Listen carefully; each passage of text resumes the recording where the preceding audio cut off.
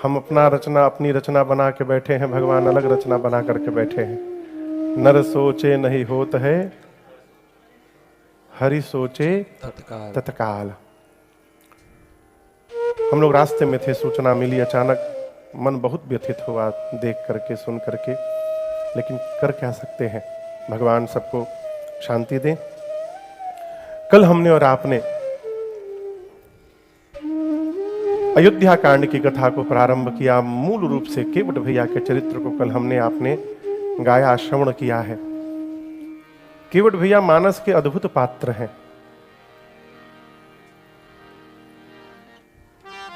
पहले तो केवट जी बोले कि प्रभु आपसे जो मिलेगा उतराई, उसी से परिवार में भोजन जाएगा।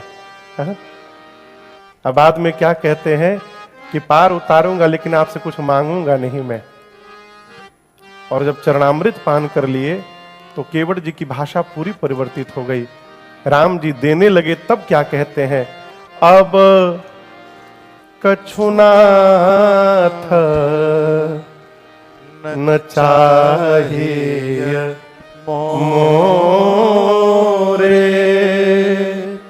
दीना दयाल अनुग्रह तो रे। केवट जी कहते प्रभु आपका अनुग्रह प्राप्त हो गया। क्या प्राप्त हो गया, जोर से कहिए। अनुग्रह। अनुग्रह का मतलब समझते हैं, किस प्रकार की कृपा, कहिए। अनुग्रह। जीवन में कुल कितने ग्रह होते हैं? कितने होते हैं? 9 ग्रह होते हैं। कोई भी घर में अनुष्ठान करिए, पूजन करिए तो पंडित जी नवग्रह की वेदी बनाते हैं। नवग्रह देवताओं का आवाहन होता है, उनका पूजन वंदन होता है, भोग लगाया जाता है और कहा जाता है कि आप लोग, हम लोग, हमारे परिवार पर कृपा बना के रखिएगा। होने को 10वां ग्रह भी होता है। 10वां ग्रह किसको कहते हैं मालूम है? दामाद को।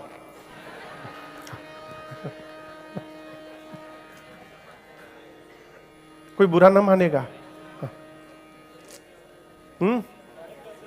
हाँ, दुईठ संबंध है जो घर के किसी कार्यक्रम में न रूठे तो मजा ना आवे। वो संबंध हम नहीं बोलेंगे, आप लोग बोलिए। पहला संबंध भूतपूर्व दामाद और दूसरे वर्तमान के दामाद। नवग्रह की पूजा की जाती है। केवट जी कह रहे हैं प्रभु मेरे जीवन के मेरे सारे ग्रह मुझसे प्रतिकूल हो गए थे। मेरे 9 के 9 ग्रह मुझसे प्रतिकूल थे। अब आप कहोगे महाराज ये क्या लिखा है? जिसके घर में दाने दाने की आफत है, क्या उसके ग्रह अनुकूल है कि प्रतिकूल है? प्रतिकूल है ना। केवट जी कहते प्रभु मेरे सारे ग्रह मुझसे प्रतिकूल हो गए, आपने करुणा कृपा की, वो सारे ग्रह जो प्रतिकूल थे आज मेरे अनुकूल हो गए। ग्रहों का जीवन में अनुकूल हो जाना यही भगवान का अनुग्रह है। अनुकूल ग्रह हो गए, ये अनुग्रह है भगवान का। केवट जी बोले प्रभु आपका अनुग्रह प्राप्त हो गया, इसलिए हे नाथ अब कछुनाथ न चाहिए मोरे। अरे बात याद समझिएगा, ये वाक्य मुख से निकलना सरल बात ना समझिएगा। जिसके पास घर में रखने का भी जगह नहीं है वो भी कटोरी लेके पहुंचा हुआ है। बात थोड़ी कड़वी है, क्षमा चाहिए। बोलूं, मंदिर के बाहर जो बैठा है ना सीढ़ी पर मांगने वाले लोग, उनकी तो सीमा भी है मांगने की। जो मंदिरवा के भीतर पहुंच के मांग रहा है उसकी कोई सीमा भी नहीं है मांगने की। कितना मांगना है जीवन में, कोई लिमिट नहीं है। केवट जी बोले प्रभु मुझे कुछ नहीं चाहिए। ये वाक्य मुख से तब निकल सकता है जब हमको ये पता चल जाए कि जो प्राप्त हुआ है ये हमारी क्षमता से बाहर प्राप्त हो गया है। जैसे ये पता चलेगा कि हमको क्षमता से अधिक मिल गया है, उस दिन अपने आप मुख से निकलेगा, अब कछुनाथ न चाहिए मोरे, दीन दयाल अनुग्रह तोरे। अब कछुनाथ न चाहिए मोरे, दीन दयाल अनुग्रह तोरे।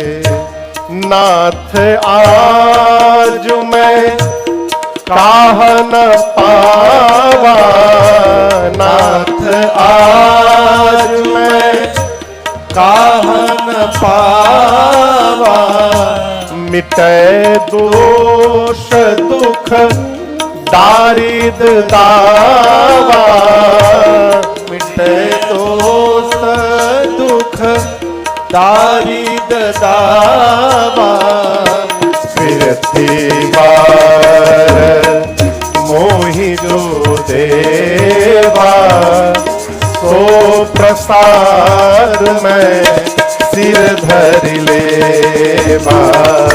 फिरती बार मोहि जो देवा, सो प्रसाद में सिर धर लेवा।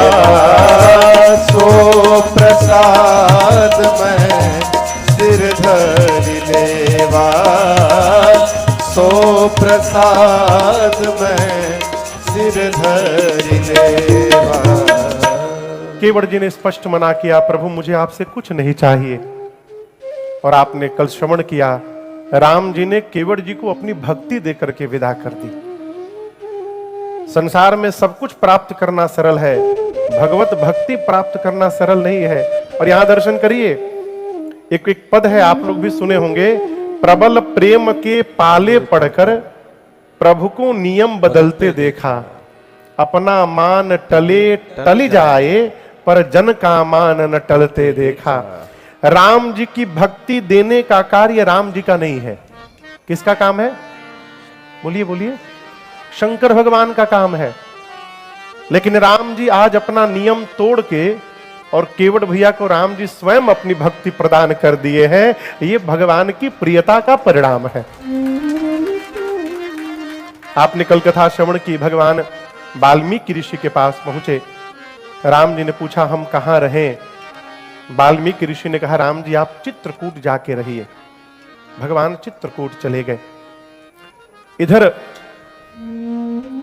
चक्रवर्ती दशरथ जी महाराज सुने कि राम नहीं आए तो महाराज ने अपने प्राण का त्याग कर दिया।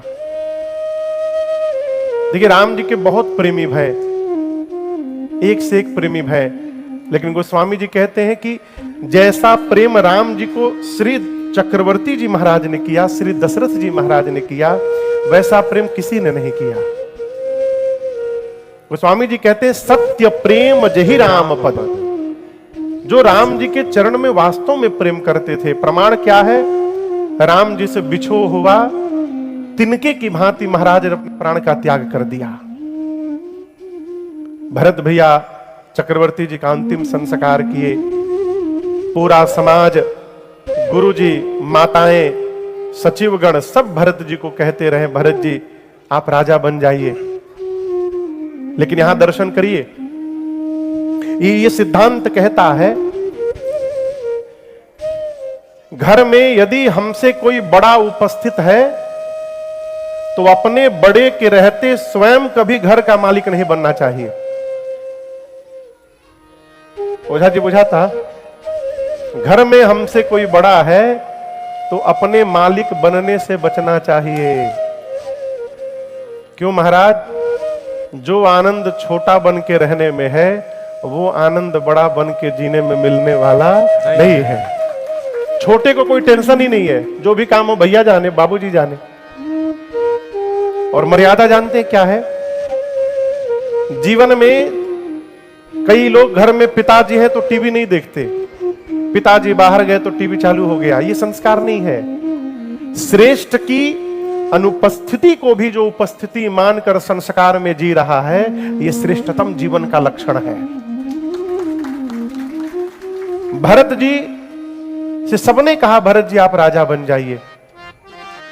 भरत जी एक बात कहते हैं, देखे बिनु रघुनाथ पद, जिय कै जरनी न जाय। और भरत भैया पूरे समाज को लेकर अयोध्या के, भरत पूरे समाज को लेकर भरत भैया चित्रकूट रघुनाथ जी के पास पहुंचे। अब वहां जाने के बाद यह निर्णय होने लगा कि होगा क्या। अब गुरुदेव भगवान वशिष्ठ जी ने पूरी अयोध्या की सभा से एक बात कही कि देखिए, आप सब में मैं श्रेष्ठ हूं, मैं आपसे कुछ कहना चाहता हूं। और गुरु जी ने पहली बार इस बात का उजागर किया कि राम जी जीव नहीं है। राम जी क्या है? राम जी भगवान है। राजा राम स्वबस भगवान। गुरुदेव ने अयोध्या की प्रजा से कहा कि देखिए, राम वन में रहे अथवा राम अयोध्या में रहे, अयोध्या का राजा कौन है? राम ही अयोध्या के राजा हैं। क्यों? राम भगवान है।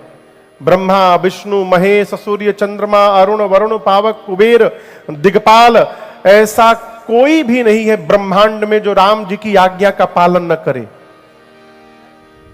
यदि आप लोग मेरे से उपाय पूछेंगे तो मैं भी यही कहूंगा कि हम लोगों को भी राम जी की ही आज्ञा का पालन करना चाहिए। भरत जी ने कहा, गुरुदेव आप आज्ञा करिए, मैं क्या करूं? गुरुदेव ने कहा, भरत बुद्धिमान वही होता है जो देखे सर्वस्व समाप्त हो रहा है तो आधे में संतोष कर ले। समझ रहे हैं? अरध तजहि बुध सर्वस जाता। घर में भगवान न करे किसी की आग लग जाए तो जो पहले सामने दिख रहा है उसको बाहर फेंकिए। भीतर तिजोरी निकालने जाइएगा तो भीतर वाला भी जलेगा, बाहर वाला भी जलेगा, न जाने आप जल जाइएगा। पूरा बचाने के चक्कर में आधा जो बच रहा है वो भी डूब जाएगा। बुद्धिमान वही है जो देखे कि पूरा समाप्त हो रहा है तो आधे में संतोष कर ले। भरत जी बोले, हम समझे नहीं गुरुदेव आपकी बात। गुरु जी ने कहा कि भरत जी, यदि राम लक्ष्मण और सीता के जगह आप और शत्रुघ्न दोनों भाई 14 साल वन में रहने को तैयार हो जाएं, तो मैं राम लक्ष्मण सीता को लेकर वापस अयोध्या चला जाऊंगा। भरत जी इस बात को सुने तो नाचने लगे। कहे, गुरुदेव आप जो कह रहे हैं ये संभव है क्या? मेरे वन में रहने से भैया वापस चले जाएंगे। गुरु जी बोले, मैं लेके चला जाऊंगा। भरत जी बोले, गुरुदेव मैं 14 साल के लिए वन में नहीं जाऊंगा। गुरु जी बोले, कितने दिन के लिए जाएंगे? भरत जी बोले, गुरुदेव मैं जीवन भर वन में रहने को तैयार हूं, मैं अयोध्या की ओर लौटूंगा ही नहीं। कानन करऊं जन्म भरे पासो, एहि ते अधिक न मोर सुपासो। भरत जी राम जी के लिए जीवन भर वन में रहने को तैयार हो गए। गुरुदेव भगवान वशिष्ठ जी जब ये बात सुने ना, उनकी मति हिल गई। कल्पना भी नहीं कर सकते थे कि एक भाई अपने भाई के लिए जीवन भर वन में रहने को तैयार हो जाएगा। भरत जी बोले, गुरुदेव आपने जो कहा है इसको तुरंत पूरा करिए। मैं अभी और भीतर जा रहा हूं, जीवन में लौट के कभी अयोध्या नहीं आऊंगा, यही समाप्त हो जाऊंगा। आप मेरे प्रभु को लेकर के वापस जाइए यहां से। गुरुदेव सोचिए, अब मैं क्या बोलूं? राम जी के पास जाकर बोले, राम आपके भरत के प्रेम ने आज मेरे विचार करने की शक्ति को समाप्त कर दिया है। हम तो कहते हैं राम जो भरत जी कह रहे हैं वही किया जाए। राम जी बोले हम भी वही करेंगे गुरुदेव जो मेरे भरत कहेंगे हमसे। गुरुदेव ने कहा भरत जी से कि भरत ऐसा अवसर नहीं मिलेगा, जो जो कहना है आज कह दीजिए। भरत भैया खड़े हुए हैं राम जी के सामने और हाथ जोड़कर कहते हैं मैं जानू निज नाथ स्वभाव, अपराधी हूं पर को न काऊ। भरत जी बोले कि गुरुदेव मैं अपने भैया का स्वभाव जानता हूं, ये अपराधी पर भी क्रोध नहीं करते हैं, मैं तो इनका भाई हूं। एक बात कहूं गुरुदेव, आज तक मेरे भैया ने मुझे जीवन में कभी ना नहीं बोला है। राम जी ने भरत जी को कभी ना बोला ही नहीं। भरत जी कहते हैं कबहू न कीन मोर मन भंगु। और गुरुदेव एक रहस्य मैं आज खोलना चाहता हूं। हम चारों भाई जब बचपन में खेलते थे तो राम भैया लक्ष्मण को अपनी टीम में रख लेते थे। हमको कहते कि तुम और शत्रुघ्न अपोजिशन में रहोगे, विरोधी दल में रहोगे, मेरे सामने रहोगे। मैं कहता था राम भैया से कि भैया मैं तो सपने में भी आपके विरोध में कभी खड़ा नहीं हो सकता हूं, मुझे आप अपने साथ क्यों नहीं रखते, विरोधी दल में क्यों रखते हैं। तो भैया कहते थे भरत तुम समझोगे नहीं, सामने के दल में रहोगे ना तो मैं अपने भाई को देखता रहूंगा, अब मेरा भाई अपने भैया को देखता रहेगा, हम दोनों एक दूसरे को देखते रहेंगे भरत। और गुरुदेव मैं सही बता रहा हूं, खेल प्रारंभ होता था ना तो मैं तो भैया को ही देखता रहता था और उसी देखने के चक्कर में मैं हारने लगता था। गुरुजी पूछे आप लोग खेलते क्या थे। भरत जी बोले कि गेंद ले लेते थे हम लोग, गेंद, फुटबॉल जानते ना, गेंद।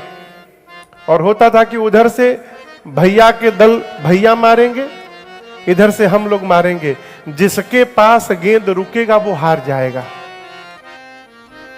तो राम भैया गेंद मारते थे तो मैं जोर से गेंद मारता था राम भैया की ओर।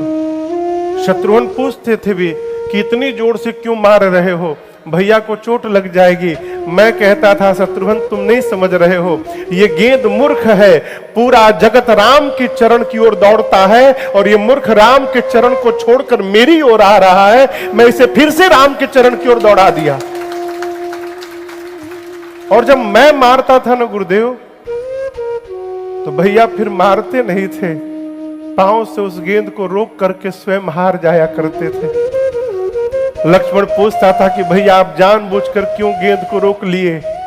राम जी बोले मेरा भरत साधु है और साधु यदि किसी को मेरी ओर भेज दिया मैं उसको कैसे दूर भगाऊंगा, मैं उसे स्वीकार कर लेता हूं। इस तरह भैया जानबूझ के हार जाते थे। गुरुदेव हारे हु खेल जितावहि मोहि। इस हारने वाले भरत को भैया स्वयं हार के मुझे जिता दिया करते थे और पूरी अयोध्या में दौड़ दौड़ के कहते थे मेरा भरत मेरे से भी अच्छा खेलने लगा, आज मेरे भरत ने मुझे हरा दिया। इतने प्रेम को किसकी नजर लगी गुरुदेव, मेरे कारण मेरे प्रभु को वन में आना पड़ा।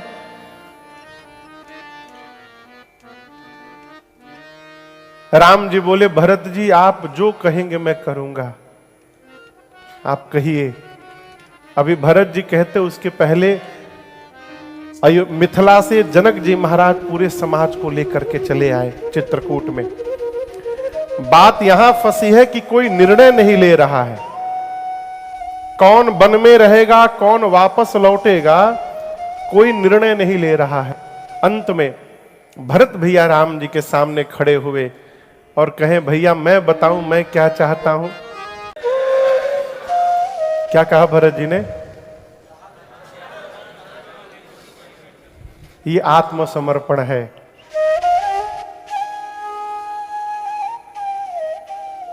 भगवान के सामने बहुत विद्वान बनना ही नुकसानदायक हो जाता है। आत्मसमर्पण करिए। राम जी कहते हैं कि पूजा मनुष्य को नित्य करनी पड़ती है, व्रत भी समय समय पर करना पड़ता है, दर्शन भी करना पड़ता है, कभी कभी यज्ञ हवन भी करना पड़ता है, नाम भी डेली जपना पड़ता है, भगवान का करना पड़ता है ना। परंतु राम जी कहते हैं एक काम ऐसा है जो मनुष्य जीवन में केवल एक बार कर दे बस। कितनी बार? Once in a lifetime. एक बार यदि वो मनुष्य ये काम कर दे तो मैं जीवन भर उस मनुष्य की रक्षा करूंगा, ये मेरा संकल्प है, मेरा प्रण है। आप जानते हो काम क्या है? भगवान के सामने जाना है और दोनों हाथ उठा करके बोलना है, प्रभु जगत को अपना बना करके देख लिया, आज मैं आपको अपना बनाने आया हूं नाथ, मैं आज से आपकी शरण में आ गया हूं, मैं आपको शरणागत हो गया हूं प्रभु। एक बार ये कहना है। भगवान कहते एक बार जो हाथ उठाकर मेरे भरोसे हो जाए, मैं उस मनुष्य की जीवन भर रक्षा करता हूं। इसलिए दर्शन हो पाए चाहे ना हो पाए, मन से भगवान की शरण में रहिए। हम लोग एक पद गाते हैं, किसकी रचना है वो? प्रताप, पूज्य प्रताप जी की रचना है।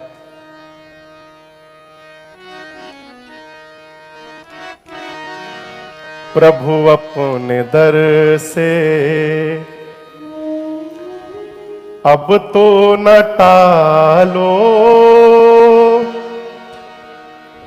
गिरा जा रहा हूं, उठा लो उठा लो, प्रभु अपने दर से खाली न जाता कोई, दर से तुम्हारे।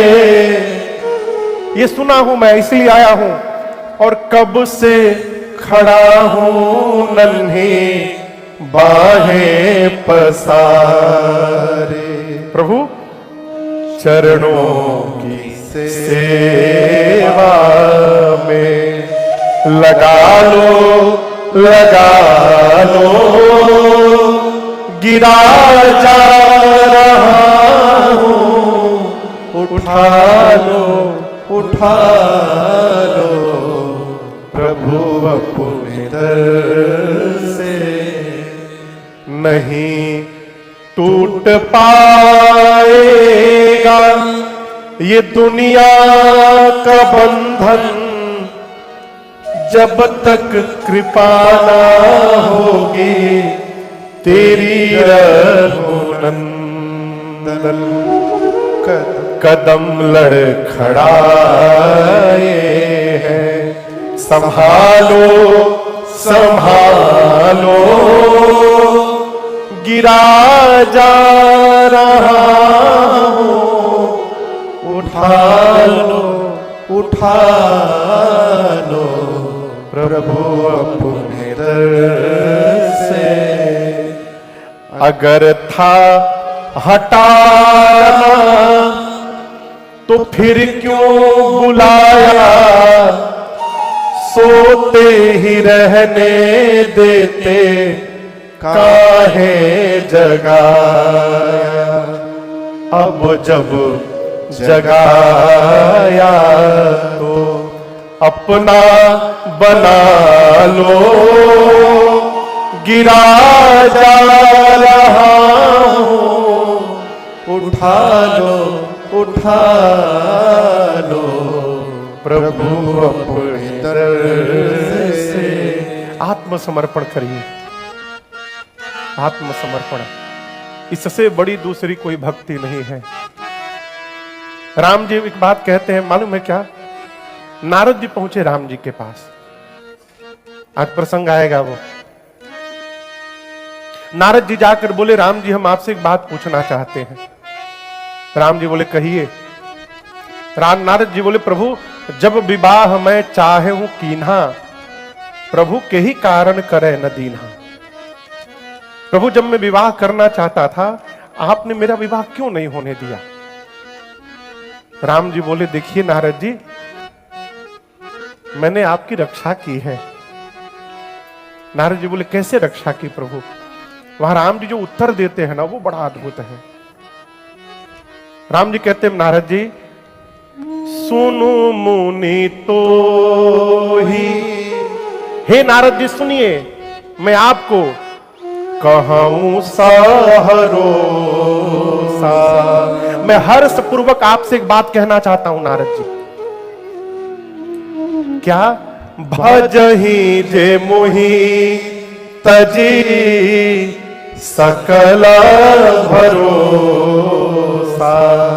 भगवान कहते हैं, जो संसार के समस्त भरोसों का त्याग करके और केवल मेरा भजन करे, संसार के समस्त आशाओं का त्याग करके केवल मेरे भरोसे हो जाए, उस जीव की नारद जी आप जानते हैं मैं कैसे रक्षा करता हूं?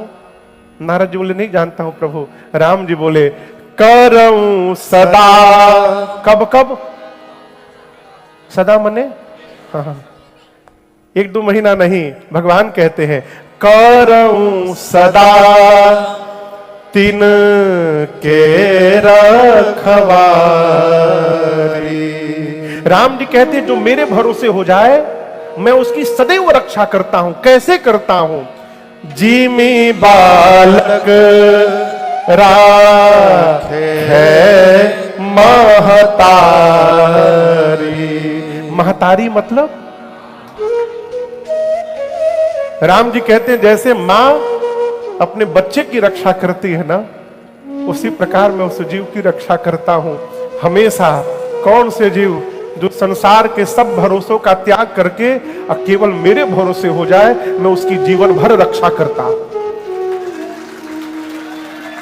ये शरणागत होने का लाभ है, इसलिए और कुछ बने चाहे ना बने, तवास में राघव, भगवान की शरण होइए। नारद जी कहते, प्रभु, भरत जी बोले, प्रभु भैया आप जो आज्ञा करिए, जहां ले चलोगे वहीं मैं चलूंगा, जहां नाथ रख दोगे वहीं मैं रहूंगा। राम जी भरत जी को अपने बगल में बिठाएं, कहे, भरत जी यदि आप चाहते हैं कि मैं कहूं तो मैं कहता हूं, चलिए आज हम और आप दोनों भाई बंटवारा करते हैं। क्या करते हैं? भरत जी सुने तो पांव पकड़ लिए, कहें, भैया आप मेरे से बंटवारा करेंगे नाथ? संपत्ति छोड़ के आप चले आए, उस संपत्ति को छोड़कर मैं भी आया हूं। राम जी बोले, बंटवारा करेंगे परंतु संपत्ति में नहीं भरत, हम आज अपने घर की विपत्ति में बंटवारा करेंगे, हम लोग विपत्ति बांटेंगे। ये कथा कहती है, अपनों की संपत्ति न बांटिए, बांटना है तो अपनों की विपत्ति बांटिए। ये हमको आपको निर्णय करना है कि हमारे लाइफ में प्रायोरिटी संपत्ति की है कि संबंध की है। संतोष बाबू, संपत्ति चली जाएगी तो आ जाएगी, संबंध चला गया ना तो फिर प्राप्त होने वाला नहीं है। इसलिए संबंधों को बचाइए। सर में दर्द होगा तो रुपया सर नहीं दबाएगा, अपना सर दबाएगा। है? राम जी कहते हैं कि हम लोग विपत्ति बांटेंगे। भरत आपको बताएं, भाई भुजा होता है। भुजा मने? राम जी बोले, भाई भुजा होता है। भरत आप मेरी भुजा हो। आप दर्शन करिए, हाथ की हड्डी यहां से लेकर और यहां तक 100 टुकड़ों में टूटी हो हाथ भीतर से, लेकिन शरीर पर कोई लाठी से मारने आवे ना तो शरीर को बचाने के लिए हाथ ही सामने आता है। हाथ ये नहीं देखता है कि मैं तो पहले से टूटा हूं और टूट जाऊंगा, हाथ शरीर को बचाने आ जाता है। राम जी बोले, तुम मेरी भुजा हो। आज तुम्हारे भैया के ऊपर प्रहार हुआ है, इस प्रहार को मेरा भरत नहीं रोकेगा तो कौन रोकेगा? आपको रोकना पड़ेगा। 14 वर्ष मेरे भरत अयोध्या में रहेंगे, 14 वर्ष मैं वन में रहूंगा भरत। 5 दिन भरत जी अयोध्या का चित्रकूट का दर्शन किए हैं। 6ठे दिन भरत जी को भगवान हृदय से लगाकर अनेक प्रकार से शिक्षण किए। कहे भरत, आज के बाद तुम मुखिया होकर जा रहे हो। और मुखिया कैसा होता है? मुखिया मुख सो चाहिए, खान पान कहूँ एक, पालई पोसई सकल अंग, तुलसी सहित विवेक। अच्छा आप बताओ, right hand and left hand, ठीक ना? इन दोनों हाथ में सबसे अधिक काम कौन सा हाथ करता है?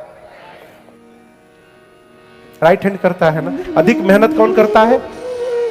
मुख भोजन करता है तो मुख ये निर्णय करता है क्या कि राइट हैंड को थोड़ा ज्यादा प्रोटीन भेजा जाए, लेफ्ट हैंड को कम प्रोटीन भेजा जाए। मुख सोचता है क्या? मुख भोजन लेता है तो सिर से लेकर पांव तक जितने अंग है सबको इक्वल डिस्ट्रीब्यूट करता है। राम जी बोले तुम मुखिया हो।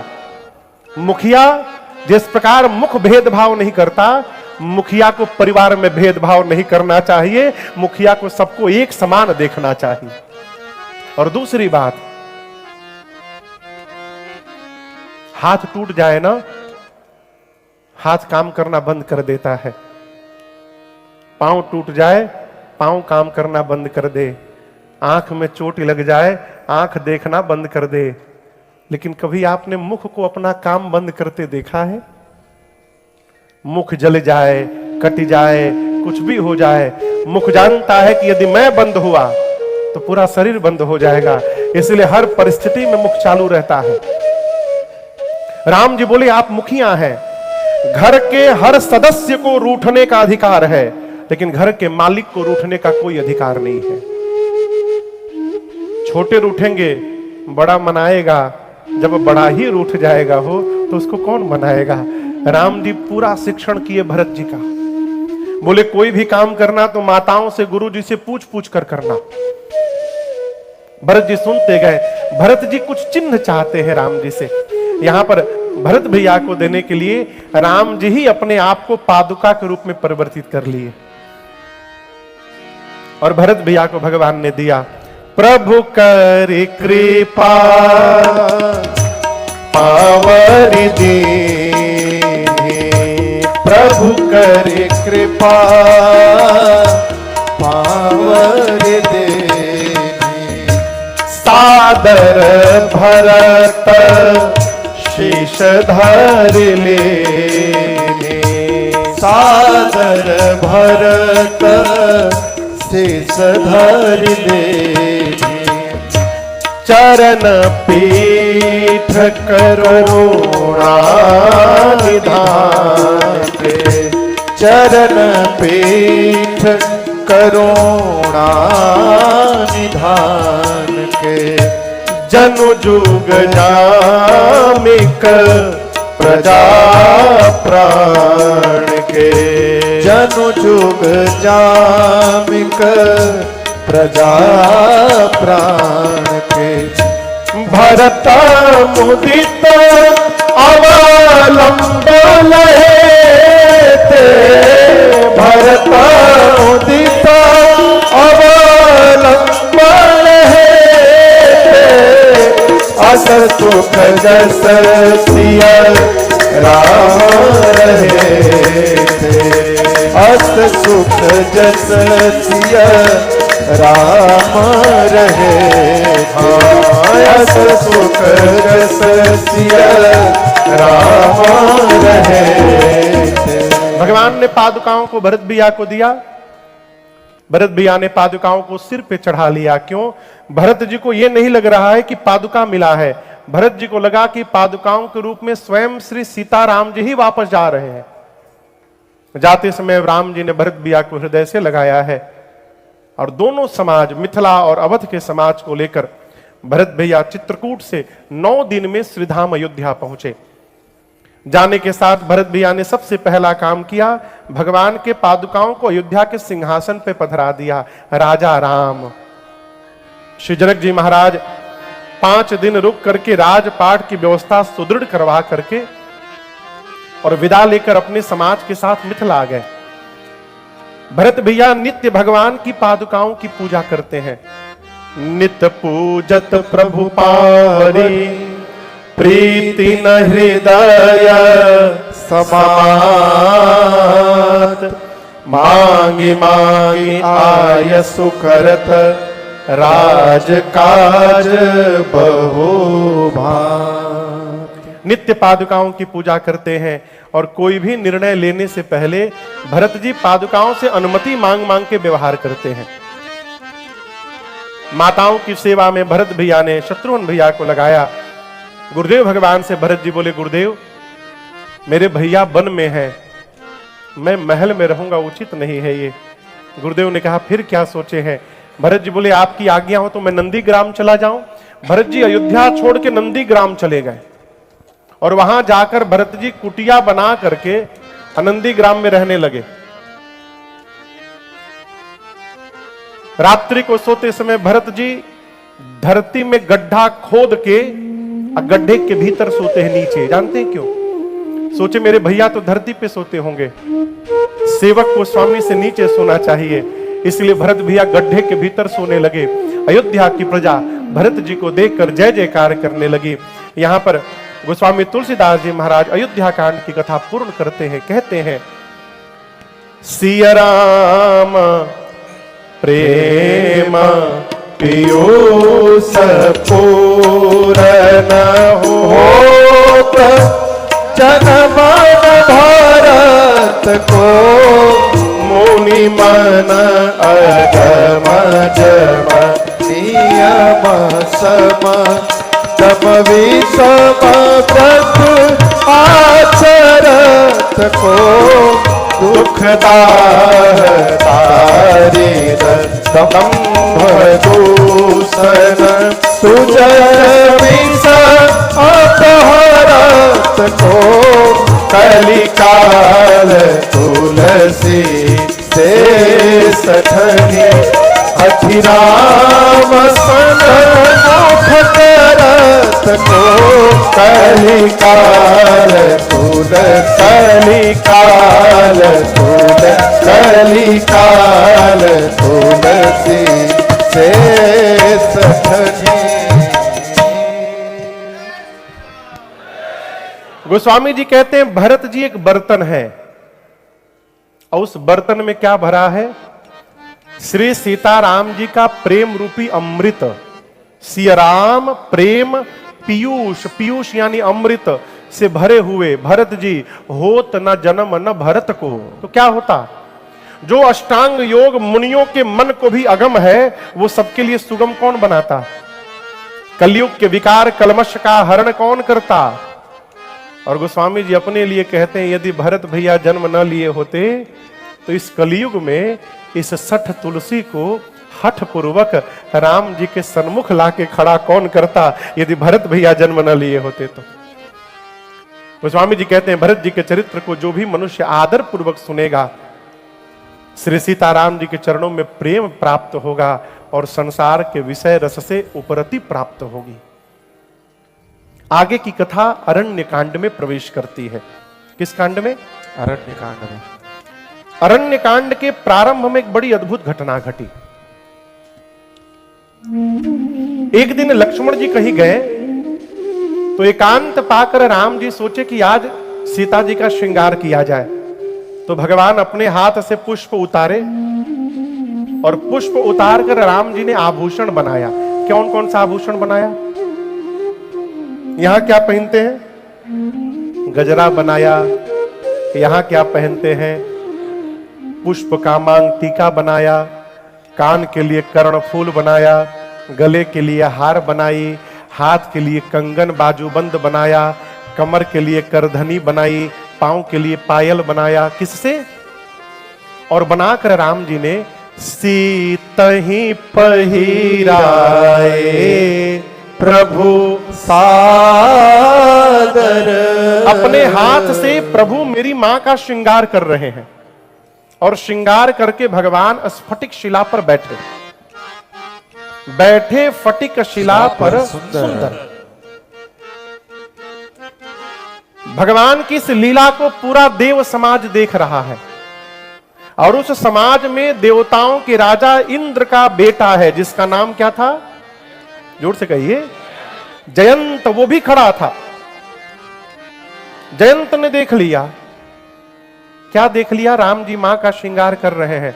मन में सोचने लगा ये भगवान नहीं हो सकते, भगवान भी कहीं पत्नी सजाते हैं क्या? ये अपनी पत्नी सजा रहे हैं। नहीं नहीं, he is not a god, ये भगवान नहीं है, मैं पता लगाऊंगा ये कौन है। और जयंत कौवा बन के नीचे चला आया। क्या बन के आया? कौवा। सुरपति सुत धरि बायस बेसा, सत्य चाहत रघुपति बल देखा। मूर्ख भगवान के बल का परीक्षण करने आया, उसका प्रयास उसी प्रकार है। यहां दुबई में चिंटी है, हाँ, अब माटा,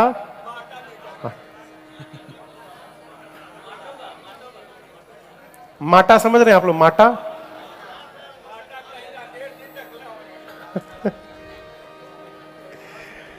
चींटी, चींटी समझ रहे हैं ना? चींटी। जिस प्रकार चींटी समुद्र की गहराई पता लगाने चले, अब सोचिए चींटी सोचे कि आज हम समुद्र की गहराई पता लगाएंगे, वो तो बालू में महरा जाएगी, भीतर तो छोड़िए। जैसे चींटी का प्रयास समुद्र की गहराई पता लगाने का हो, उसी प्रकार जयंत भगवान के भुजाओं का बल पता करने चला। कौवा बन के आ गया। किसके सामने आया? सीता जी के सामने, राम जी के सामने माया का चेहरा बनाकर आया। अब दर्शन करिए, सीता जी माया है, राम जी माया के पति हैं। न सीता जी के आगे किसी की माया चलती है, न राम जी के आगे किसी की माया चलती है। जयंत सोच रहा है मैं कौवा बन गया हूं, कोई मुझे पहचान नहीं रहा है। राम जी सीता मैया को सजा के मां को देख रहे हैं, मां सामने जयंत को देख रही हैं। जयंत सोचता है मुझे कोई पहचानेगा नहीं, और सीता मैया सोच रही हैं कि इंद्र का बिटवा आज जयंत कौवा काहे बना है? ये कौवा बन के क्यों आया है? अभी मां सोच ही रही थी, मूर्ख आ करके सीता चरण चोंच हति भागा, मूढ़ मंदमति कारण का। जयंत आया, उसने मेरी मां के पांव में चोंच से मार दिया और उस चोट से रक्त की धारा निकलने लगी। लेकिन यहां दर्शन करिए, चोट लगने के बाद भी सीता मैया ने राम जी को बताया नहीं कि प्रभु जयंत ने मुझे मार दिया। मां नहीं बोली। क्यों नहीं बोली? सीता मैया सोची कुछ भी है तो मेरी ही संतान है ना, मैं जगत जननी हूं तो मेरा ही बेटा हुआ, मोह में मार दिया है। यदि प्रभु को बता दूंगी तो प्रभु इसका प्राण ले लेंगे। मां ने जयंत को क्षमा कर दिया। ये प्रसंग प्रमाणित करता है कि चोट खाने के बाद भी यदि किसी के भीतर क्षमा करने की शक्ति है तो वो केवल मां है। ऐसी शक्ति संसार में किसी के पास नहीं है। इसलिए मां का कोई विकल्प नहीं है।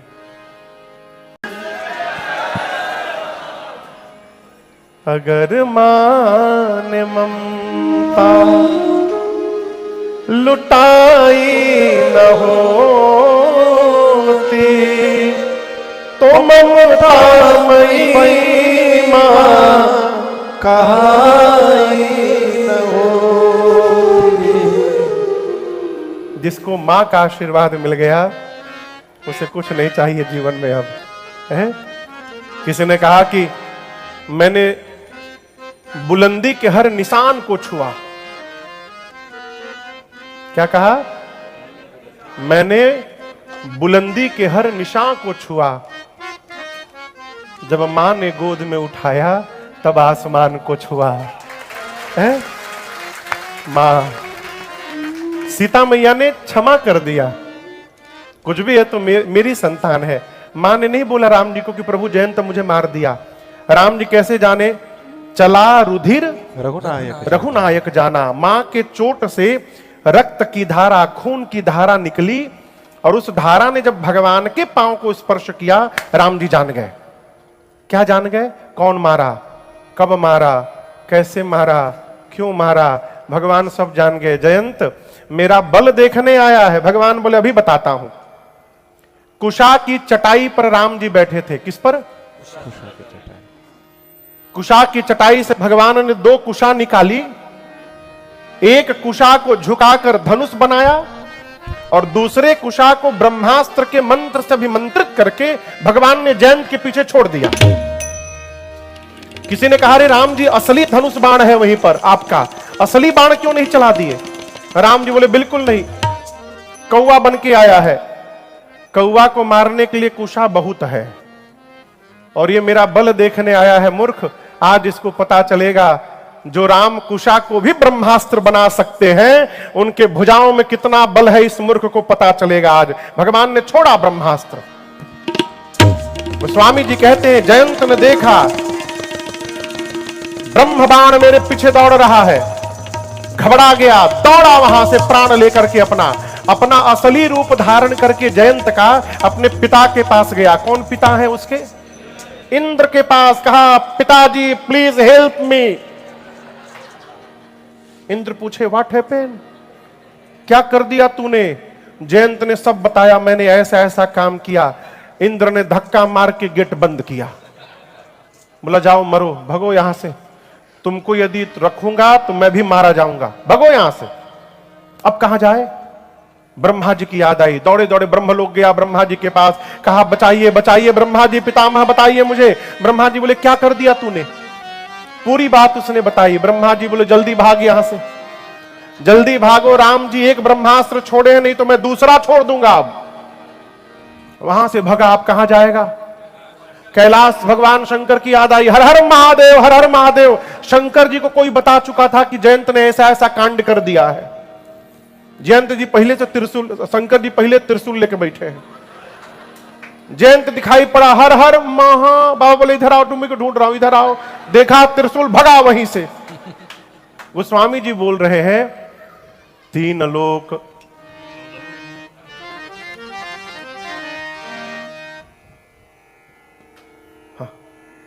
तीन लोक 14 भुवन जयंत भागा, परंतु दर्शन करिए काहू। काहू मने कोई भी। हाँ, काहू बैठन कहा न ओही, राखी को सकई राम कर द्रोही। 3 लोक 14 भुवन जयंत भागा, परंतु किसी ने जयंत को बैठने के लिए भी नहीं कहा। भाग रहा है, भाग रहा है, दौड़ रहा है, पीछे ब्रह्मास्त्र दौड़ा रहा है। और एक बात आप स्पष्ट समझिएगा, जब किसी की नजर हमारे ऊपर नहीं पड़ेगी तब किसी न किसी संत की दृष्टि अवश्य हमारे ऊपर पड़ेगी। जो यहां घटना घटी, किसकी दृष्टि पड़ी? नारद देखा विकल जयंता, नारद देखा विकल जयंता, लागी दया को मलचित संता, लागी दया को मलचित संता। एक मेरा प्रश्न है आप लोगों से, संत की दृष्टि हमको कब मिलती है? संत कब मिलते हैं? चौपाई बोलिए। अब मोहि भा भरोसा हनुमंता, बिनु हरि कृपा मिलहि नहीं संता। ये चौपाई कह रही है कि बिना भगवान की कृपा के संत मिलने वाले नहीं।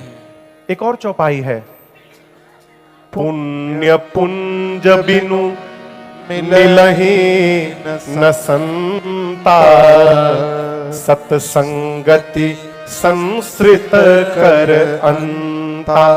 ये चौपाई कहती है जीवन में जब तक पुण्य का प्रॉपर्टी नहीं होगा, पुण्य पुंज, पुंज यानी गुच्छा, पुण्य का गुच्छा नहीं होगा जीवन में, तब तक संत नहीं मिलेंगे। पहली चौपाई कह रही है भगवान की कृपा नहीं होगी तब तक संत नहीं मिलेंगे। दोनों में सही कौन? एक उत्तर की बात है, एक दक्षिण की बात है।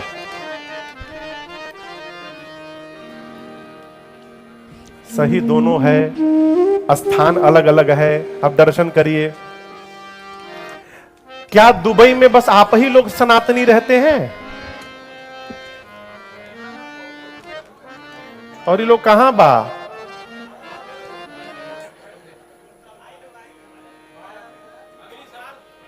अमेरिका से प्रेमचंद जी आ गए हैं केवल कथा सुनने के लिए। मॉरिशस से हेमा जी और तीर्थ जी आए हैं, दूसरा कोई काम नहीं है, केवल कथा सुनने के लिए। ये अग्रवाल जी इधर बैठे हैं, पहले दिन से आकर रायपुर से छत्तीसगढ़ से कथा सुनने के लिए आए हैं। हमारे रुपेश बाबू कल ही रात को पहुंचे हैं सिवान बिहार से, अपना सब काम धंधा छोड़ के पूरे परिवार को लेकर कथा सुनने के लिए आए हैं। और भी बहुत सारे लोग आए हैं यहां पर बाहर से। और यहां के लोग, बाकी लोग, आप लोग क्यों चले आए? आवत एही सर अति कठिनाई, और राम कृपा बिनु आए न जाए। जब तक हमारे संतोष बाबू, मैं जब जब दुबई कथा गाता हूं, संतोष सिंह जी और यहां दीपक भैया, दीपक त्रिपाठी जी, ये लोग बहुत व्यस्त लोग हैं। दीपक जी राष्ट्रीय स्तर के कलाकार हैं, गायक हैं, भोजपुरी के राष्ट्रीय स्तर के, अंतरराष्ट्रीय स्तर के। हाँ, हमारे संतोष भैया बहुत बड़े व्यापारी हैं। संतोष जी बहुत बड़े व्यापारी हैं लखनऊ में। लेकिन जब जब हम दुबई कथा गाते हैं, ये दोनों लोग 2-3 दिन ही कम से कम अवश्य आते हैं। क्यों आ जाते हैं? ये आते नहीं है, इन पर भगवान की कृपा है, वो कृपा लेकर के चली आती है। आप आए नहीं हैं, आप लाए गए हैं। इस बात को समझिएगा, आप लाए गए हैं। बिना भगवत कृपा के भगवत कथा कान में प्रवेश करने वाली नहीं है। कृपा नहीं होगी, गाड़ी पंचर हो जाएगा, फिर चीची चीची करना पड़ेगा रास्ता में।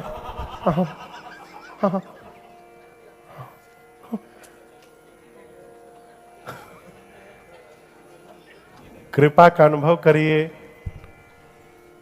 कृपा की न होती जो आदत तुम्हारी, तो सुनी ही रहती अदालत तुम्हारी। कृपा की न होती। आपके जीवन में पुण्य था तो आप घर से निकल करके संत के पास गए। जीवन में पुण्य पुंज होगा तो वो पुण्य ही आपको संत के दरवाजे ले जाके खड़ा कर देगा। ये है पुण्य पुंज बिनु मिल ही न संता, राकेश भैया। और जब भगवान की कृपा हो जाएगी तो आपको घर से बाहर निकलना नहीं पड़ेगा, संत आपके दरवाजे पर जाकर आपको दर्शन दे देंगे। ये भगवान की कृपा से प्राप्त है। समझ में बात आई? जब घर बैठे संत का दर्शन मिले तो भगवत कृपा से, और जब जा करके संत का दर्शन मिले तो पुण्य के प्रभाव से।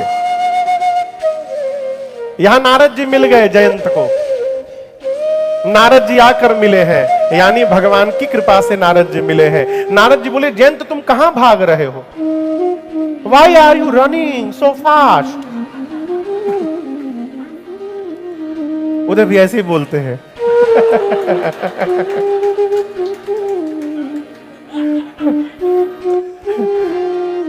नारद जी पूछे, तुम इतना तेजी से क्यों दौड़ रहे हो? रुको 2 मिनट। जयंत बोला, रोकिए मत, रुकते मर जाऊंगा। दौड़ा रहा है ब्रह्मास्त्र। बोले, क्यों, क्या कर दिया तूने? जयंत पूरी बात बताई और ये भी बताया कि आज पता चला विपत्ति में कोई अपना नहीं होता है, मेरे पिता ने मुझे ठोकर मारा है आज। नारद जी बोले,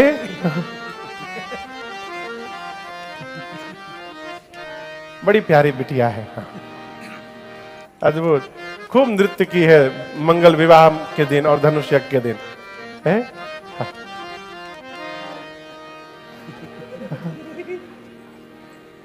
आजा आजा आजा।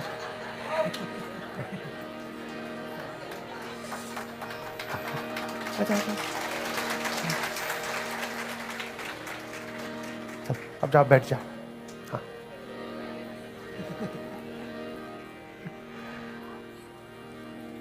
जयंत ने कहा नारद जी आज मेरे पिताजी ने मुझे ठोकर मारा।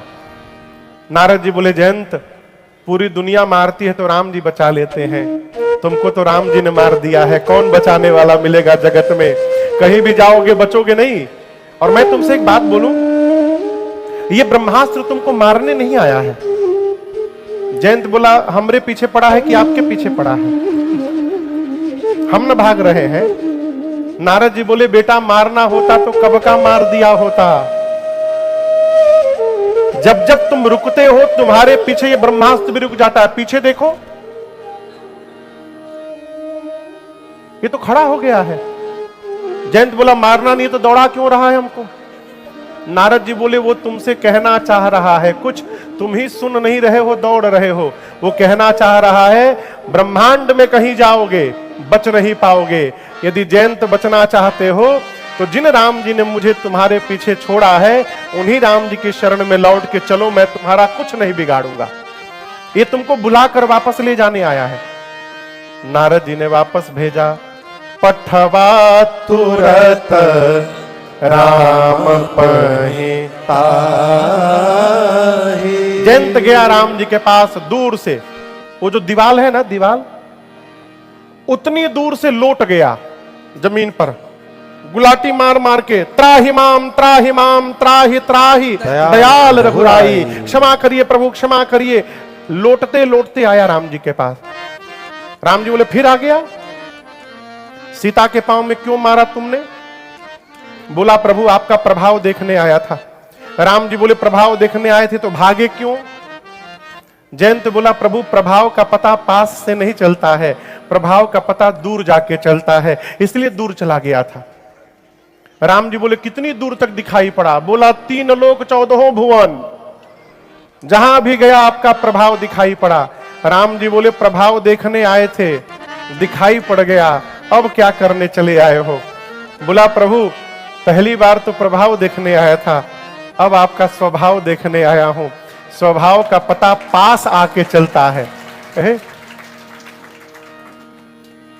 अगर नाथ देखोगे।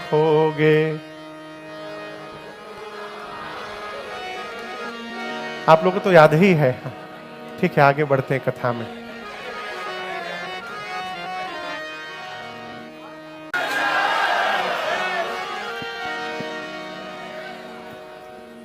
अगर नाथ देखोगे। हम आपको एक बात बताएं, भगवान के पास भक्तों का दोष देखने वाला चश्मा नहीं है। भगवान अपने भक्तों का दोष देखते ही नहीं है, इसलिए शरण में जाइए। जयंत कहते हैं प्रभु अगर नाथ देखोगे अवगुण हमारे तो हम कैसे भाव से लगेंगे किनारे। अगर नाथ दे। भगवान की कृपा करने में देरी नहीं है, हमारे जाने में देरी हो रही है। एक ही कहावत है कि भगवान के घर में देर है। आप लोग सुने हैं ना, क्या कहते हैं भगवान के घर में देर है अंधेर नहीं है। ये बात सही है क्या? बिल्कुल नहीं। 50% सही है, 50% गलत है।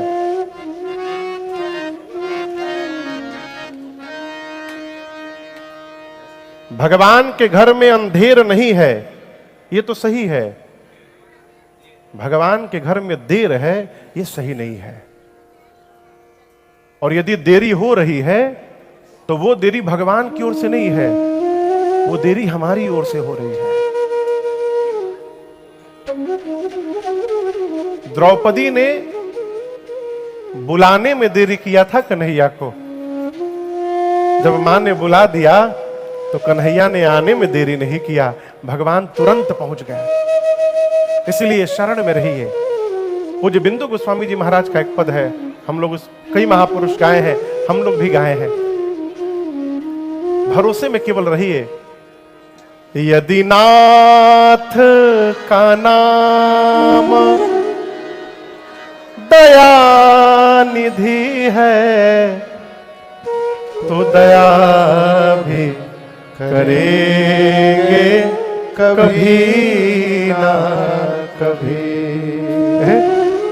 दुखहारी हरि दुखिया जन की, दुख क्लेश हरेंगे कभी ना कभी। प्रातः स्मरणीय पूज्यपाद श्री बिंदु गोस्वामी जी महाराज जिनकी रचना है। बिंदु गोस्वामी जी, बिंदु गोस्वामी जी कहते प्रभु ये आपका वही दर है, दरवाजा है, चौखट है, द्वार है, जहां पर आकर बड़े बड़े समुद्र इतने बड़े पापी तर गए। कितने बड़े पापी? समुद्र इतने बड़े बड़े पापी यहां आए, तर गए। ये बात हम तक भी पहुंची है। हम द्वार पे आपके आके पड़े, मुद्दत से इसी जिद पर है अड़े। क्यों? हम जानते हैं अघ मने पाप, असिंधु मने समुद्र। बिंदु जी कहते प्रभु अघ सिंधु तरे, समुद्र इतने बड़े बड़े पापी यहां से तर गए। अघ सिंधु तरे जो बड़े के बड़े, तो ये बिंदु तरेंगे कभी ना कभी। यदि नाथ का नाम दया निधि है, तो दया भी करेंगे कभी ना कभी। भरोसे में रहिए। जयंत को भगवान ने क्षमा कर दिया। अपराध तो ऐसा किया था कि उसका प्राण ले लिया जाए, लेकिन भगवान ने केवल एक आंख निकाल करके उसको क्षमा कर दिया। इस घटना के बाद भगवान चित्रकूट छोड़ के आगे बढ़े, अत्रि मुनि से मिले, सरभंग जी से मिले, सुतीक्ष्ण जी से मिले, भगवान अगस्त ऋषि से मिले। अगस्त ऋषि से भगवान पूछे हम कहाँ रहे, अब मुझे मंत्र दीजिए जिससे मैं धरती से निशाचरों का अंत करूं। अगस्त ऋषि ने आदित्य हृदय स्तोत्र का पाठ करके सुनाया राम जी को। राम जी पंचवटी में गए और जाकर भगवान पंचवटी में कुटिया बना के रहने लगे। एक दिन सूर्पणखा आई। कौन आई? रावण की बहन है। पंचवटी में गई, भगवान के पांव के चिन्ह दिखाई पड़े उसको। कहने लगी जिसके पांव के चिन्ह इतने सुंदर हैं वो कितना सुंदर होगा। पद चिन्ह का पीछा करते करते राम सीता जी बैठे थे वहां चली गई। राम जी को देखी, इतना सुंदर स्वरूप, राक्षसी थी, नकली माया का चेहरा, सुंदर चेहरा बना के राम जी के पास गई और मालूम है जाकर क्या बोली? तुम सम पुरुष नमो सम नारी, तुम सम पुरुष नमो सम नारी, यह संजोग विधि रचा बिचारी, यह संजोग विधि रचा बिचारी, मम अनुरूप पुरुष जग माही, मम अनुरूप पुरुष जग माही, देखे खोज लोक तिहु नाही, देखे खोज लोक तिहु नाही, ताते अब लगी रहे कुमारी, ताते अब लगी रहे कुमारी, मन माना कछ तुम ही निहारी, मन माना कछ तुम ही निहारी। सूर्पणखा राम जी को देखकर बोली, 3 लोक 14 भुवन में घूम घूम कर यहां आई हूं, न तुम्हारे इतना सुंदर कोई पुरुष मिला, न मेरी इतनी सुंदर कहीं कोई स्त्री मिली, हम तुम मिले नहीं हैं। ब्रह्मा जी ने जानबूझकर हमको तुमको यहां मीटिंग करवाई है। क्यों? ब्रह्मा जी चाहते हैं हम तुम शादी कर लें। चलो हम लोग शादी कर लेते हैं। एक बात मैं बताना चाहती हूं, 100% तो तुम भी मेरे लायक नहीं हो, लेकिन मन माना कछु तुम ही निहारी। इसके पहले मैं जिसको जिसको देखी मेरा मन थोड़ा भी नहीं माना, ना ना, इज नॉट फॉर मी। लेकिन तुमको देखने के बाद मेरा मन थोड़ा सा मान गया है, चलो शादी कर ले। भगवान सोचे जो लड़की अपने लिए दुल्हा ढूंढ रही है घूम घूम के वो कितने संस्कारी घर से आई है, और आगे कह रही है कि हमको देखकर मन थोड़ा सा माना है। इट मीन्स हमसे सुंदर मिलेगा तो भाग जाएगी छोड़ के। भगवान बोले पहले ट्राई करो। तो राम जी बोले हमको क्या देखी हो, उधर जाओ, अहै कुमार मोर लघु भ्राता, मेरा छोटा भाई है, एक बार उसको देखो। सुनी छोटका इनसे सुंदर है, छोड़ के चली गई। राम जी बोले सही बोल रही थी। लक्ष्मण जी के पास गई, लक्ष्मण जी दूर से पहचान गए रावण की बहन है, ये राक्षसी है। रावण जी के पास भी वही पेन ड्राइव लगाई, 3 लोग 14 भुवन घूमी, कोई नहीं मिला, हम तुम मिले, ब्रह्मा जी मिलाए हैं जानबूझकर, चलो शादी कर ले। लक्ष्मण जी बोले do you know who I am, मेरे बारे में कुछ जानती हो? बोली वो बोल रहे हैं वहां जो बैठे आप कुमार हैं।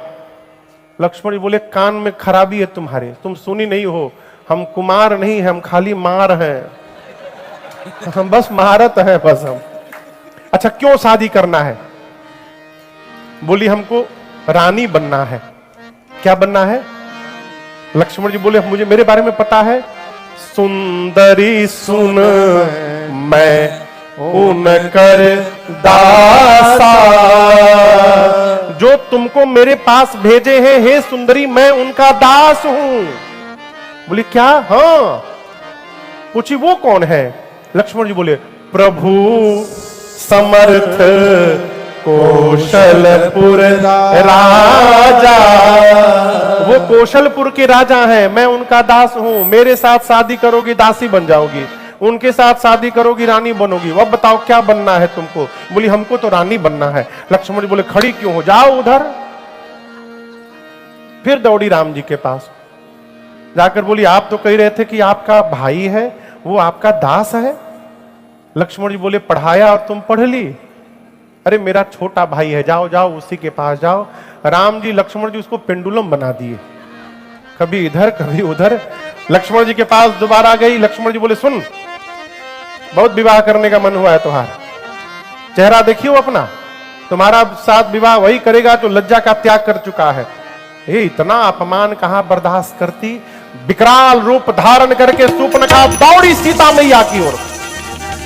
राम जी देखे, लक्ष्मण भैया को इशारा किए, भाई साहब जी भैया काट दो। क्या काट दो?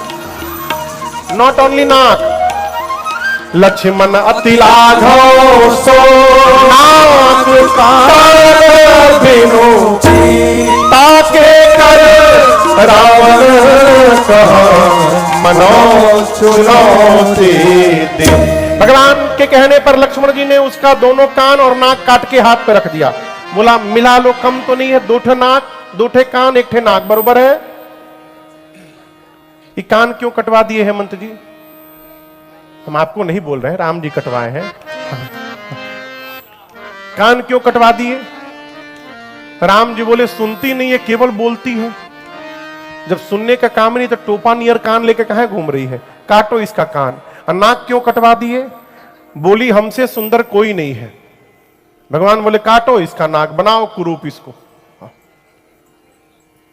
चेहरा कितनो गोर हो, यदि नाक डिस्टर्ब हुआ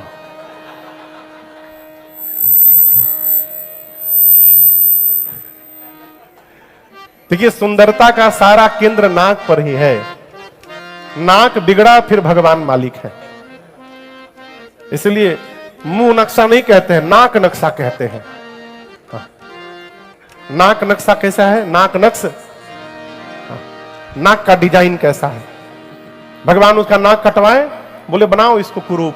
नाक कान कटा, खून का फव्वारा, इधर से छुरछुरी निकल रहा है, इधर से छुरछुरी निकल रहा है खून का। उसको क्या बोलते हैं? फव्वारा।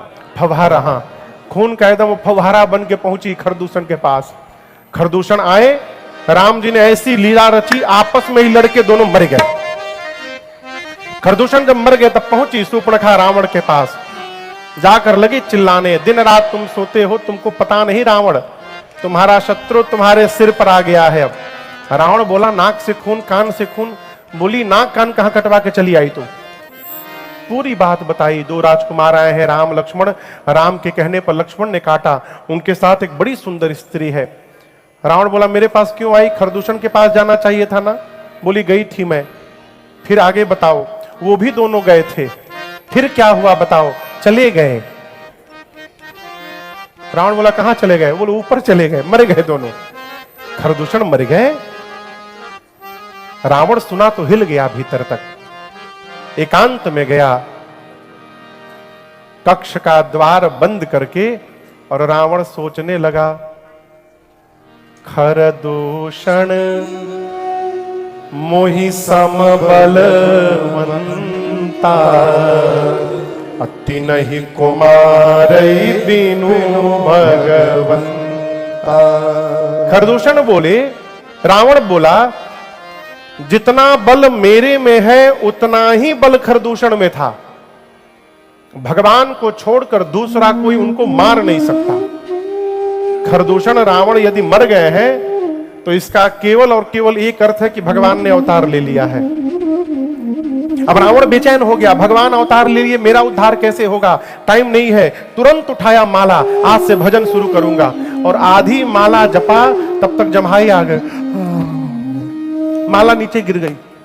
फिर कहता है होई भजनन तामस देहा मन क्रम बचन मंत्र दृढ़। रावण बोला कि मेरे से भजन तो बन ही नहीं पाएगा, तामसी शरीर है, क्या करूं क्या करूं? भगवान आ गए हैं, उद्धार कैसे होगा? बहुत सोचने के बाद कोई रास्ता नहीं मिला। अंत में रावण ने निर्णय किया भजन नहीं कर सकता हूं तो क्या हुआ, मैं राम से युद्ध करूंगा। मैं अपनी ओर से जाकर युद्ध करूंगा और राम के बाण से प्राण का त्याग करके अंत में रावण भी मुक्त होगा। इसके अलावा मेरे पास दूसरा कोई मार्ग नहीं है। इसका अर्थ है कि रावण ऐसा नहीं कि राम जी को नहीं जान रहा है, रावण सब जानता है, उसके पास दूसरा कोई मार्ग नहीं बचा। गया मारीच के पास। इधर एकांत पाकर भगवान ने सीता मैया को अग्नि में छिपा दिया है। देखिए रावण की औकात नहीं थी कि वो मेरी मां को लेके जाए। क्यों कह रहा हूं? जिस धनुष को मेरी मां ने बाएं हाथ से उठाया था, रावण उस धनुष को तो उठा ही नहीं पाया, तो मां को क्या उठाएगा मेरी? आप सोचिए। और भगवान जानते कि जब तक सीता जी वहां जाएंगे नहीं तब तक मुझे इसको मारने का बहाना नहीं मिलेगा। रावण मां को ले नहीं जा सकता। तो भगवान ने एकांत में, लक्ष्मण जी भी नहीं थे, भगवान ने कहा तुम पावक महु करहु निवासा, जाओ लगी करो निशाचर नासा। जब तक धरती से निशाचरों का अंत न कर दो सीता जी, आप अग्नि में जाके बैठ जाइए। सीता मैया अग्नि में जाके बैठ गई और राम जी के पास मां ने अपना फोटो छोड़ दिया, प्रतिबिंब। अब याद रखिएगा, रावण सीता मैया को लेकर नहीं गया, किसको ले गया? मां का प्रतिबिंब लेकर गया है। इधर रावण गया मारीच के पास, जाकर कहा कि चलो सोने का हिरण बनो, राम की पत्नी का हरण करना है। मारीच बोला दिमाग खराब हो गया है तुम्हारा, राम जीव नहीं है, भगवान है, शरण में चलो। रावण बोला प्रवचन न दो हमको, यस और नो में उत्तर दो, चल रहे हो कि नहीं चल रहे हो? मारीच बोला जाऊंगा तो राम मार देंगे। रावण बोला ना बोलो, मैं अभी मार दूंगा। तुम एक बार नो बोलो बस, मैं अभी मार दूंगा। मारीच बोला अरे ये तो जाऊंगा तो राम जी मारेंगे, नहीं जाऊंगा तो ये पापी मारेगा। इसका क्या मतलब? मरना आज तय हो गया है, और यदि मरना ही है तो पापी के हाथ से क्यों मरा जाए, चलकर भगवान के हाथों मरा जाए, उद्धार होगा। मारीच सोने का मृग बनकर गए। कौन सा मृग? कंचन समझते हैं? कंचन मने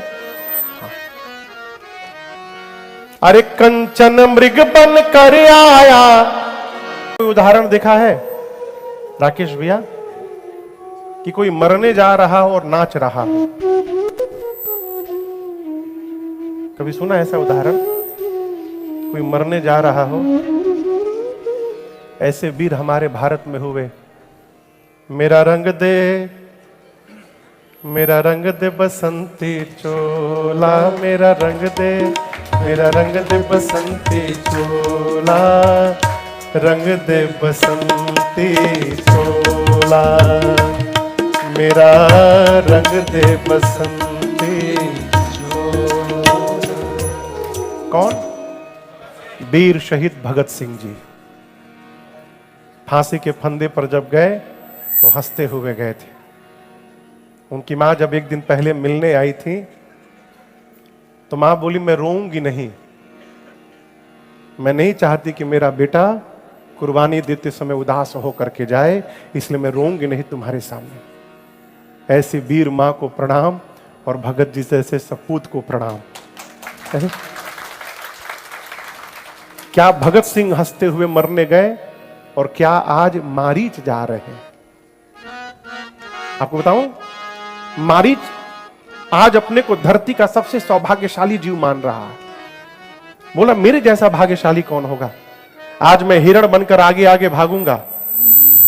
पूरा जगत राम के पीछे दौड़ता है, आज राम मेरे पीछे दौड़ने वाले हैं, मेरे पीछे भगवान दौड़ेंगे। मेरे से भाग्यशाली कोई है? बहुत दूर मारीच गए और यहां दर्शन करिए, राम जी तुरंत नहीं मारे। भगवान मारीच की अंतिम इच्छा जानते हैं, मम पाछे धर धावत धरे सरासन बाण। अब उस मारीच कहते हैं कि कोई राम जी की एक झलक के लिए तरसता है। आज मेरा सौभाग्य देखिए, मैं आगे आगे दौड़ूंगा, अब बीच में पीछे मुड़ मुड़ के कई बार राम जी को देख लिया करूंगा। आज मेरे से भाग्यशाली दूसरा कोई नहीं है। उनकी इच्छा पूरी करने के लिए भगवान तुरंत नहीं मारे, बहुत दूर गए। जाकर भगवान ने बाण मारा। बाण लगते मारीच ने कहा, हां लक्ष्मण, और उसके बाद धीरे से पाछे सुमेरे सी मन महू राम कह के मारीच ने प्राण का त्याग कर दिया। हां लक्ष्मण सुनते सीता जी ने लक्ष्मण जी को भेजा है, और आप सब जानते हैं रावण आकर मेरी मां को लेकर गया पुष्पक विमान में बिठा करके। रास्ते में जटायु जी की दृष्टि पड़ गई। जटायु जी देखे तो पहचान गए कि ये तो रघुकुल के तिलक राम की पत्नी मेरी बहू सीता है। जटायु जी वहीं से चिल्लाए, सीते पुत्री करसी जनि त्रासा, आता हूं करिहूं जात उधान करनासा, अभी इस दुष्ट का समापन करता हूं। जटायु जी ने रावण को मालूम है क्या बोला? दुष्ट, रे रे दुष्ट ठाड़ की न होई। रावण को पहली बार जीवन में किसी ने दुष्ट शब्द से संबोधित किया। रावण कांप उठा, किसकी मृत्यु आ गई। जटायु जी चले। आपको मालूम है जटायु जी की उम्र कितनी थी उस समय? पता है? 60,000 वर्ष, 60,000 ईयर्स उनकी उम्र है। बूढ़े हो गए हैं। जटायु जी गए, रावण से बोले, रावण अभी भी कुछ नहीं बिगड़ा है, सीता को वापस कर दो, नहीं तो जिस प्रकार अग्नि में कीड़े मकोड़े जलकर भस्म होते हैं, राम के क्रोध रूपी अग्नि में तुम्हारा पूरा परिवार भस्म हो जाएगा। रावण नहीं माना। वो स्वामी जी कहते हैं जटायु जी ने चोंच से इतना मारा रावण को, चोंच से एक दंड के लिए रावण मूर्छित हो गया 24 मिनट के लिए। जटायु जी ने पंजों से उसके सिर के बाल को पकड़ा, उठाकर पुष्पक विमान से नीचे धरती पर पटक दिया और जाकर वहीं खड़े हो गए। किसी ने कहा, जटायु जी बहुत बढ़िया अवसर है, रावण बेहोश है, एक काम करिए, इसकी 20 आंख नोच लीजिए चोंच से अपने।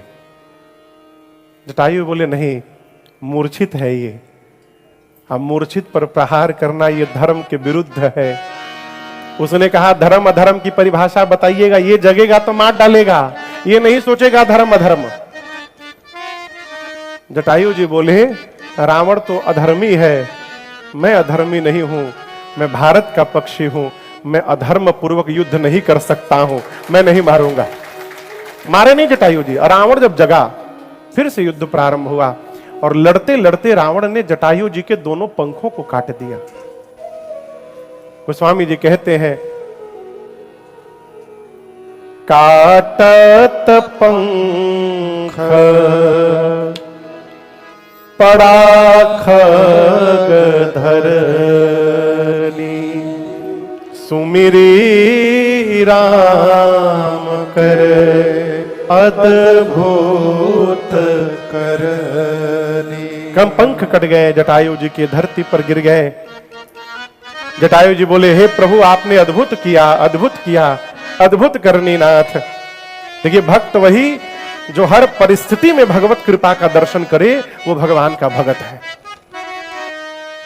राम जी सीता मैया को ढूंढते ढूंढते जटायु जी से मिले और जटायु जी ने पूरा वृत्तांत बताया। प्रभु रावण लेकर गया है दक्षिण दिशा में, मेरी ये दुर्गति रावण ने ही की है, केवल आपको बताने के लिए प्राण रखा था नाथ, मुझे बिता करिए। अविरल भक्ति मांगकर गीध गयऊ हरिधाम, भगवान ने जटायु जी को अपने धाम विदा किया है। और यहां दर्शन करिए, जो सौभाग्य राम जी ने अपने पिताजी को नहीं दिया, वो सौभाग्य राम जी ने जटायु जी को प्रदान किया। आपको एक बात बताऊं, जटायु जी महाराज और दशरथ जी महाराज दोनों मित्र थे। एक बार देवासुर संग्राम में जटायु जी ने दशरथ जी के प्राण की रक्षा की, वहीं से मित्रता हुई। दशरथ जी ने वचन दिया था कि मैं अपने बड़े पुत्र को आपको सौंपूंगा, मैं अपने ज्येष्ठ पुत्र को आपको दे दूंगा। जब अयोध्या में राम जी का जन्म हुआ तो जटायु जी भी गए थे लेने के लिए राम जी को, लेकिन दशरथ जी महाराज का जब भाव दिखाई पड़ा राम जी के प्रति, तो जटायु जी सोचे कि यदि राम को ले जाऊंगा तो ये जीवित नहीं बचेंगे। तो जटायु जी ने कहा, महाराज ये हमारे ही बेटे हैं, लेकिन संस्कार राम जी के हाथों नहीं हुआ। लेकिन जटायु जी ने पुत्र मान लिया था, तो जटायु जी का अंतिम संस्कार राम जी ने अपने हाथों से पूर्ण किया और उनको अपने धाम विदा किया। निज कर कीन्ही राम तेहि के क्रिया जथोचित। जटायु जी को गति देने के बाद भगवान आगे बढ़े और चलते चलते अब सबरी मैया के आश्रम पहुंचे।